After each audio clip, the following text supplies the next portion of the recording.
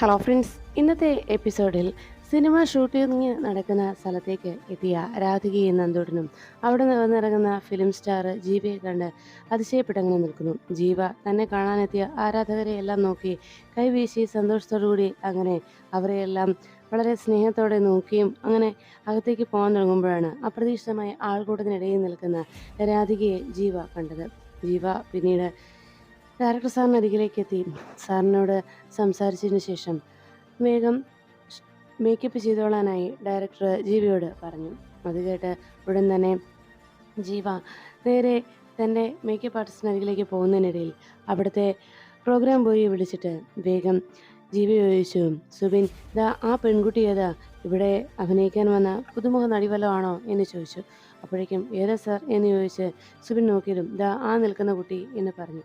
അപ്പോഴാണ് നന്ദൂട്ടിൻ്റെ കൂടെ നിന്ന രാധികയെ ആ മഞ്ഞ ചുരിദാറിട്ട കുട്ടി എന്ന് പറഞ്ഞപ്പോൾ, ഓ അല്ല സാർ, അത് ഇവിടുത്തെ നാട്ടുകാരിയാ, കാണാൻ വന്നതാ എന്ന് പറഞ്ഞു. അപ്പോഴേക്കും ജീവി ചോദിച്ചു, ആ ആ പെൺകുട്ടിയെ കണ്ടിട്ട് നമ്മുടെ സിംഗർ മാം സിംഗർ ശ്യാമ മാമിനെ പോലെ തോന്നില്ലേ എന്ന് ചോദിച്ചപ്പോഴേക്കും, ആ ശരിയാ സാർ, അങ്ങനെ തോന്നുന്നുണ്ട് എന്ന് ആ പ്രോഗ്രാം ബോയിയും സമ്മതിച്ചു. അതിനുശേഷം ജീവ തൻ്റെ മേക്കപ്പ് ഇടാനായിട്ട് നേരെ അവിടെ ചെന്നിരിക്കുമ്പോഴും ജീവയുടെ മുഖം മുഴുവൻ ആ നിമിഷം മുഴുവൻ രാധികയുടെ മേൽ തന്നെ കണ്ണുകൾ നട്ടങ്ങനെ നിൽക്കുകയായിരുന്നു.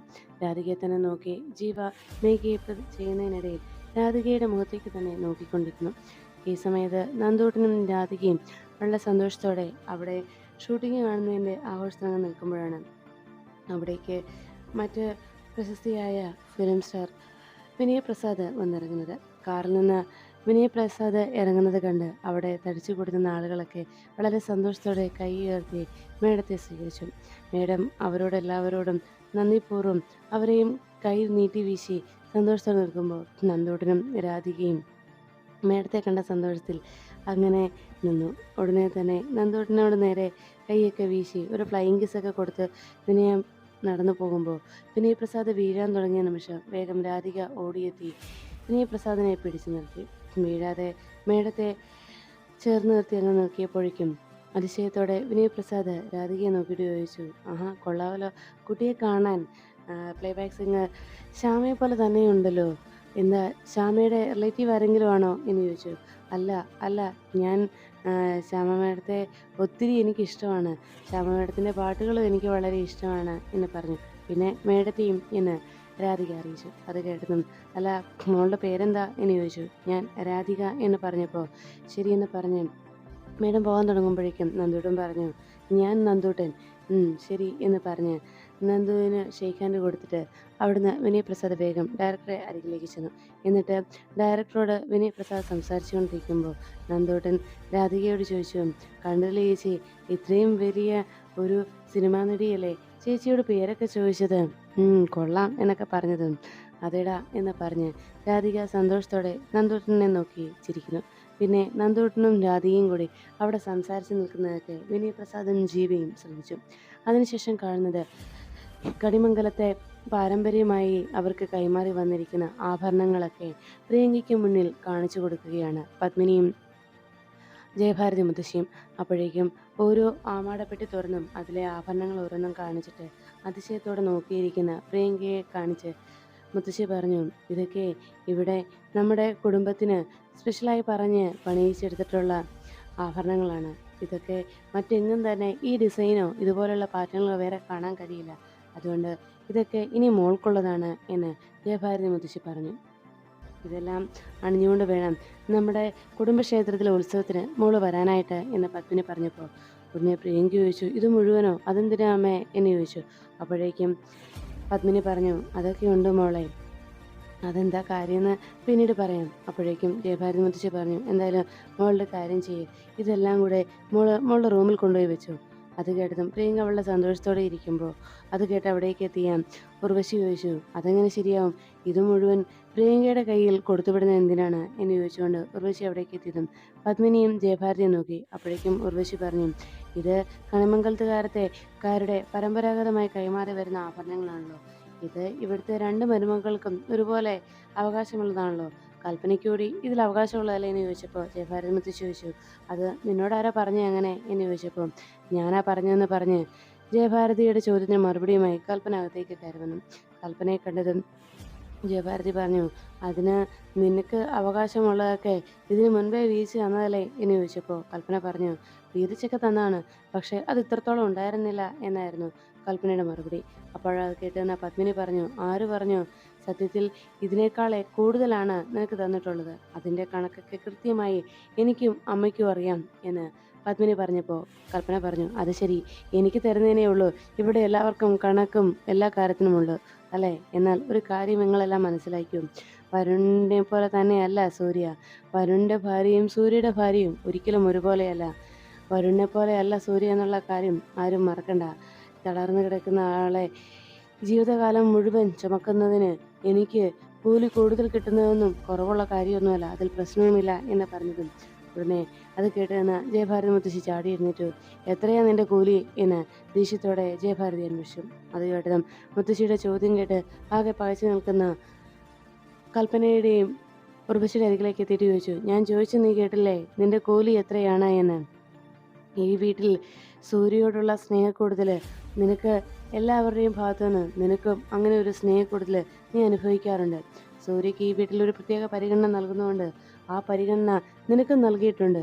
അതിൻ്റെതായ അവകാശവും അതിൻ്റെ ഒരു അഹങ്കാരവും നീ ഇവിടെ കാണിച്ചു കൂട്ടുന്നുമുണ്ട് എന്ന് വെച്ച് നീ എന്ത് വേണമെങ്കിലും അങ്ങനെ വിളിച്ച് പറയാനൊന്നും ഇവിടെ കരുതണ്ട. നീ എപ്പോഴും എല്ലാവരുടെയും മുന്നിൽ വെച്ച് ഞങ്ങളുടെ സൂര്യമോനെ ഇങ്ങനെ അധിക്ഷേപിച്ചും അവനെ പരിഹസിച്ചുമൊക്കെ സംസാരിക്കുന്നത് എന്നും കേട്ടു നിൽക്കേണ്ടി വന്നിട്ടുണ്ട് ഞങ്ങൾക്ക്. എന്നാൽ അത് അതിര് വിട്ട് പോയി കഴിഞ്ഞാൽ ഒരിക്കലും അതിന് ക്ഷമയോടെ ഞാൻ മറുപടി പറയാതെ ഇങ്ങനെ നിൽക്കുമെന്ന് നീ കരുതണ്ട എന്ന് പറഞ്ഞപ്പോൾ പത്മിനി ചോദിച്ചു, എന്തിനാ മോളെ ഇങ്ങനെ എപ്പോഴും പ്രശ്നങ്ങൾ നീ ഉണ്ടാക്കുന്നത്?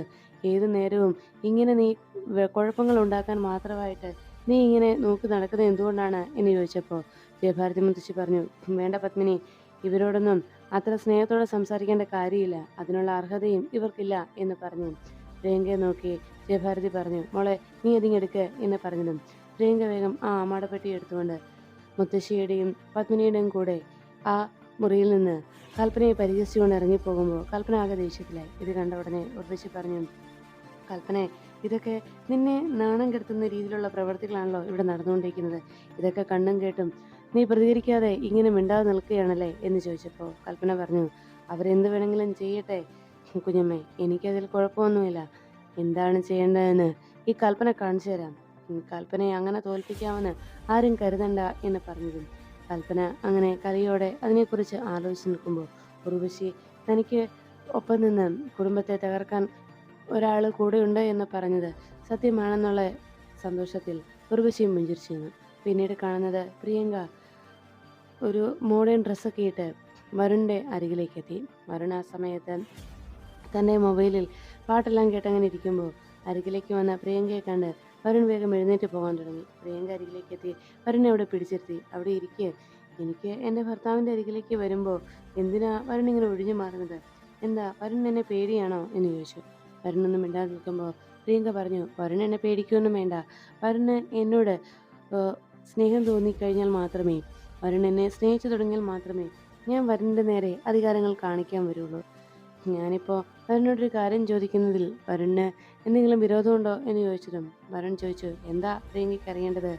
അല്ല, നമ്മുടെ കണിമംഗലത്തുകാരുടെ ബിസിനസ് എന്തൊക്കെയാണ്, എന്താ ശരിക്കുള്ള ബിസിനസ് എന്ന് ചോദിച്ചപ്പോൾ വരുൺ ചോദിച്ചു, ഓ അതാണോ തൻ്റെ പ്രശ്നം?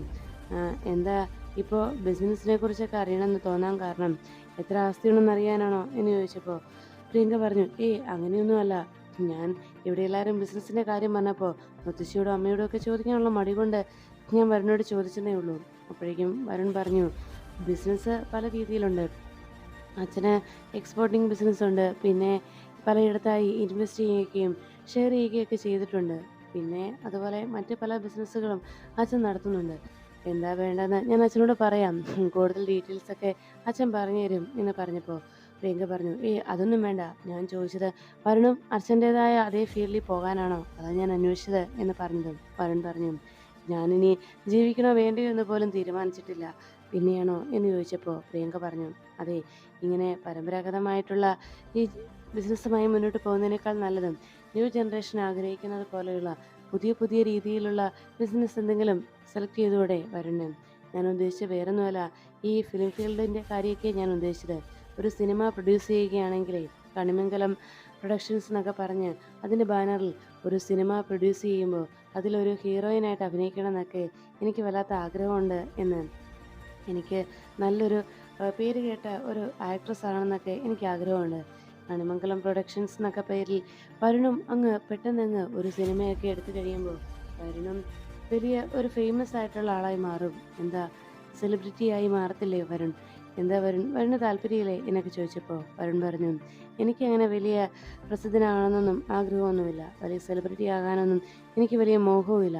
എനിക്ക് നല്ലൊരു ജീവിതം വേണമെന്ന് മാത്രമേ ഞാൻ ആഗ്രഹിക്കുന്നുള്ളൂ എന്ന് വരുൺ പറഞ്ഞപ്പോൾ, എനിക്ക് ഒരു സെലിബ്രിറ്റിയുടെ ഭർത്താവാകണമെന്നൊന്നും ഞാൻ ആഗ്രഹിക്കുന്നുമില്ല എന്ന് പറഞ്ഞ് വരുൺ പ്രിയങ്കയോട് കിടന്നോളാൻ പറഞ്ഞിട്ട് റൂമിൽ നിന്ന് ഇറങ്ങിപ്പോന്നു. പ്രിയങ്ക അപ്പോഴേക്കും പറഞ്ഞു, വരുൺ, ഞാൻ എന്തായാലും അതിനു വേണ്ടിയുള്ള ചരട് വരികൾ തുടങ്ങിക്കഴിഞ്ഞു. ഇനി എൻ്റെ ചരടൊന്ന് മുറുക്കണമെന്ന് മാത്രമേ ഉള്ളൂ. അതെങ്ങനെയാണെന്ന് എനിക്കറിയാം എന്ന് മനസ്സിൽ പറഞ്ഞുകൊണ്ട് പ്രിയങ്ക നിന്നു. അപ്പോഴാണ് രാധിക ആകെ വിഷമത്തോടെ റൂമിൽ ഓരോന്നും ആലോചിച്ച് അങ്ങനെ സങ്കടത്തോടെ ഇരിക്കുമ്പോൾ രാധികയുടെ റൂമിനരികിലേക്ക് പെട്ടെന്ന് ഒരാൾ നടന്നെത്തി. രാധിക ഇതൊന്നും അറിയാതെ മറ്റേതോ ലോകത്തൊന്നോ പോലെ ആലോചിച്ചിരിക്കുമ്പോൾ രാധികയുടെ കണ്ണുകൾ വന്ന് പിന്നിൽ നിന്ന് ആരോ കുത്തിപ്പിടിച്ചു. അപ്പോഴേക്കും രാധിക ആശങ്കയോട് ചോദിച്ചു, ആരാന്നല്ല ചോദിച്ചത്? ഞാൻ അച്ഛനെയും അമ്മയും വിളിക്കും എന്ന് പറഞ്ഞ് ബഹളമുണ്ടാക്കുമ്പോഴേക്കും വരുൺ വേഗം കൈ മാറ്റിയിട്ട് നേരെ രാധികയുടെ മുന്നിൽ വന്ന് ചിരിച്ചുകൊണ്ട് രാധികയെ നോക്കി. രാധിക ആകെ അതിശയത്തോടെ വരുണോ എന്ന് ചോദിച്ചു. എന്താടോ താൻ എന്നെ കണ്ടെത്തി ഇങ്ങനെ അതിശയപ്പെടുന്നേ? എടോ, താൻ എൻ്റെ ഭാര്യയല്ലേടോ? താനല്ലേ എന്നെ സ്നേഹിച്ചത്? നമ്മൾ രണ്ടുപേരും അല്ലേ പരസ്പരം സ്നേഹിച്ചത്? എൻ്റെ ഭാര്യ താനല്ലേ? തൻ്റെ കഴുത്തിലല്ലേ ഞാൻ താലി കെട്ടിയത്? നമ്മൾ തമ്മിലല്ലേ ജീവിക്കേണ്ടത് എന്ന് വരുൺ രാധികയോട് ചോദിച്ചു. എനിക്ക് താനില്ലാതെ ജീവിക്കാനാവില്ല. താൻ മാത്രമാണ് എൻ്റെ ജീവിതത്തിലുള്ളത്. ഞാൻ തന്നെ മാത്രമേ സ്നേഹിച്ചിട്ടുള്ളൂ. മരിക്കും വരെ തന്നെ മാത്രമേ സ്നേഹിക്കുകയുള്ളൂ എന്ന് വരുൺ പറഞ്ഞു. അത് കേട്ട രാധിക പറഞ്ഞു, വരുൺ, ഇവിടെ അച്ഛനും അമ്മയൊക്കെ ഉണ്ട്.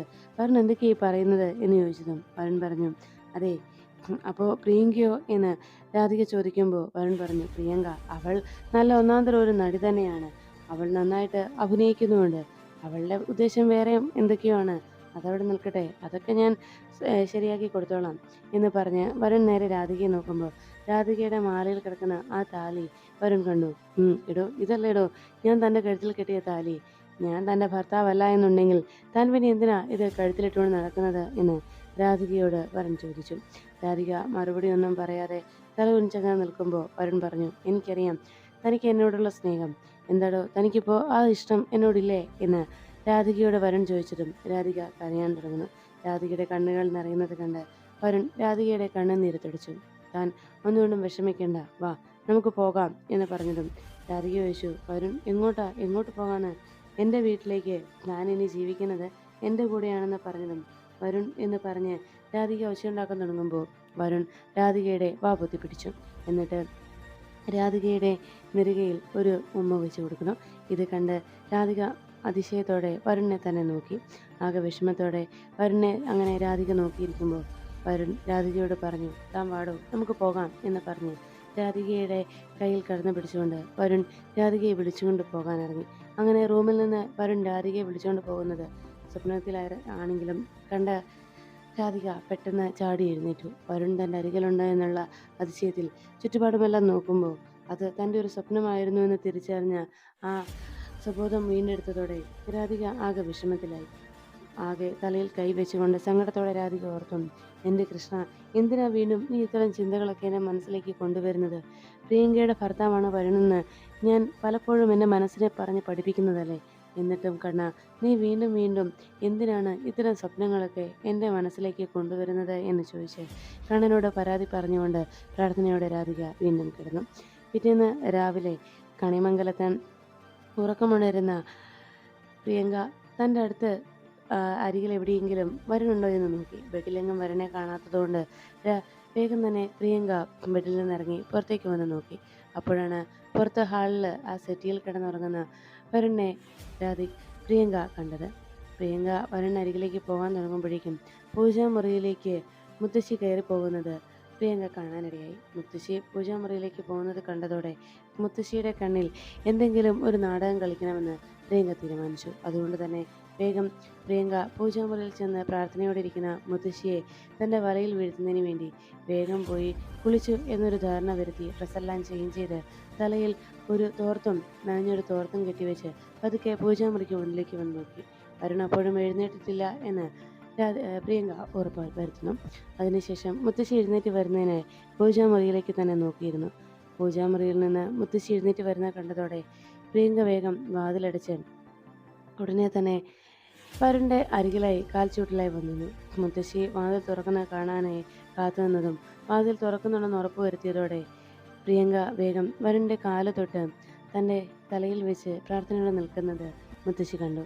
ആ കാഴ്ച കണ്ട സന്തോഷത്തിൽ മുത്തശ്ശി അങ്ങനെ അത് നോക്കി അങ്ങനെ പുഞ്ചിരിയോടെ നിൽക്കുമ്പോൾ രാധിക ആകെ നാണത്തോടെ എന്തൊക്കെ ആലോചിച്ചെന്ന രീതിയിൽ അങ്ങനെ ആ കാൽച്ചൂട്ടിൽ തന്നെ നിന്നു. അപ്പോഴേക്കും മുത്തശ്ശി അരികിലേക്ക് എത്തി. വരുണേട്ടൻ രാവിലെ ആകാറായപ്പോൾ എഴുന്നേറ്റ് ഇവിടെ വന്ന് കിടന്നതാണ്. എന്താ പറ്റിയെന്നറിയാൻ എഴുന്നേറ്റോ എന്നറിയാൻ ഞാൻ വന്ന് നോക്കിയതാണ്. അപ്പോൾ നല്ല ഉറക്കം എന്ന് പറഞ്ഞ് പ്രിയങ്ക അങ്ങനെ നിൽക്കുമ്പോൾ മുത്തശ്ശി വേഗം ചെന്ന് വരുണെ വിളിച്ചുണർത്തി. അപ്പോഴേക്കും അവിടേക്ക് കൽപ്പനയും എത്തുന്നു. വരുൺ ഉറക്കത്തിൽ നിന്ന് ചാടി എഴുന്നേറ്റതും എന്താടാ മോനെ നീ ഇവിടെ കിടന്നത് എന്ന് ചോദിച്ചപ്പോൾ അത് പിന്നെ ഞാൻ വെറുതെ വന്ന് കിടന്ന മുത്തശ്ശി എന്ന് വരുൺ പറഞ്ഞതും പ്രിയങ്കയോട് നോക്കിയിട്ട് മുത്തശ്ശി പറഞ്ഞു, ഞാൻ വരുമ്പോൾ കണ്ട കാഴ്ച പ്രിയങ്ക മോള് നിന്റെ കാല് തൊട്ട് വന്ദിക്കുന്ന കാഴ്ചയാണ് കണ്ടത്. ഇന്നത്തെ കാലത്ത് ഇത്തരം കാഴ്ചകളൊക്കെ കാണുക എന്ന് പറഞ്ഞാൽ തന്നെ ഭയങ്കര അതിശയമായിട്ടുള്ള കാര്യമാണെന്നിങ്ങനെ മുത്തശ്ശി കൽപ്പനയെ കൂടി നോക്കി അങ്ങനെ സംസാരിച്ചു. എന്തായാലും അങ്ങനെ ഒരു ഭാഗ്യവും അങ്ങനെ ഒരു നല്ല സ്വഭാവമുള്ള ഒരു പെൺകുട്ടിയെയും എൻ്റെ മോന് കിട്ടിയല്ലോ എന്ന് പറഞ്ഞപ്പോൾ ഉടനെ കൽപ്പന പറഞ്ഞു, ശരിയാണ്, കണിമംഗലത്ത് ഇങ്ങനെ വന്നു കയറി എല്ലാവരുടെയും കണ്ണിൽ പൊടിയിടാനായിട്ട് ഇത്തരം ജപ്പട വിദ്യകൾ കാണിക്കുന്നതൊക്കെ എന്നുകൊണ്ടും നല്ലതാണ്. പക്ഷേ എന്നും ഇതൊക്കെ ഉണ്ടാകണമെന്ന് മാത്രമേ ഉള്ളൂ എന്ന് കൽപ്പന പ്രിയങ്കയോട് പറയും വിധത്തിൽ പ്രിയങ്കയ്ക്ക് ഇതൊക്കെ മനഃപൂർവ്വം പ്രിയങ്ക നടത്തിയ നാടകമാണെന്ന് അറിയാവുന്ന കൽപ്പന പ്രിയങ്കയെ ഒന്ന് നാണം കെടുത്തുന്ന രീതിയിൽ സംസാരിക്കുമ്പോൾ ഉടൻ തന്നെ മുത്തശ്ശിയോട് പ്രിയങ്ക പറഞ്ഞു, മുത്തശ്ശി ഞാൻ വരുണേട്ടനുള്ള ചായ എടുത്തുകൊണ്ട് വരാം എന്ന് പറഞ്ഞ് പ്രിയങ്ക അകത്തേക്ക് പോയി. ഈ സമയത്ത് മുത്തശ്ശി കൽപ്പനയുടെ അരികിലേക്ക് എത്തിയിട്ട് പറഞ്ഞു, അതെ ആ കുട്ടി ഇപ്പോൾ ഇവിടെ കാണിച്ചിട്ട് പോയതേ അത് നമ്മുടെ ഈ നാടിൻ്റെ തന്നെ സംസ്കാരമാണ്. ഒരു സംസ്കാരമുള്ള കുടുംബത്തിൽ ജനിച്ചവർക്ക് മാത്രമേ ഇങ്ങനെയൊക്കെ പെരുമാറാൻ കഴിയൂ. ആ കുട്ടി ഇതെല്ലാം ചെയ്തതേ ആ കൊച്ചിൻ്റെ കുടുംബത്തിൻ്റെ പ്രത്യേകതയാണ്, കുടുംബത്തിൻ്റെ മഹിമ. അതുകൊണ്ടാണ് അങ്ങനെയെല്ലാം പ്രിയങ്ക മോള് ചെയ്തത്. നീ ഇങ്ങനെയെല്ലാം കാണിച്ചു കൂട്ടുന്നതും എനിക്കിങ്ങനെയൊക്കെ പറയേണ്ടി വരുന്നതും നിന്റെ കയ്യിലിരിപ്പ് കൊണ്ടുമാണ് എന്ന് പറഞ്ഞ് മുത്തശ്ശി കൽപ്പനയെ ശകാരിക്കുന്നത് കിച്ചണിലേക്ക് പോയ പ്രിയങ്ക അവിടെ നിന്ന് ഒളിഞ്ഞു നിന്ന് കേൾക്കുന്നു.